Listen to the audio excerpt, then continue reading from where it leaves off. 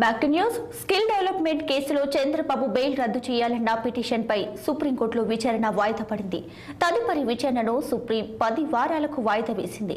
అయితే ఈ పిటిషన్ను వేసవి సెలవుల తర్వాత విచారిస్తామని జస్టిస్ బేలాయం త్రివేది, జస్టిస్ పంకజ్ మిట్టల్ ధర్మాసనం స్పష్టం చేసింది. సెలవుల తర్వాత కూడా వెంటనే విచారణ చేపట్టాల్సిన అవసరమేమీ లేదని ద్విసభ్య ధర్మాసనం అభిప్రాయపడింది. 17A అంశంపై త్రిసభ్య బెంచ్ విచారణ జరిపిన తర్వాత ఈ కేసు వింటామని సర్వోన్నత న్యాయస్థానం పేర్కొంది. అయితే స్కిల్ కేసుల ఆరోపణల నేపథ్యంలో ఏపీ సిఐడి అధికారులు గత ఏడాది టీడీపీ అధినేత చంద్రబాబుని అరెస్ట్ చేయడం తెలిసిందే. ఈ కేసులో ఏపీ హైకోర్టు ఆయనకు బెయిల్ మంజూరు చేసింది. అయితే ఏపీ హైకోర్టు నిర్ణయాన్ని ఏపీ ప్రభుత్వం సుప్రీంకోర్టులో సవాల్ చేసింది. చంద్రబాబు బెయిల్ రద్దు చేయాలని అత్యున్నత న్యాయస్థానాన్ని కోరింది.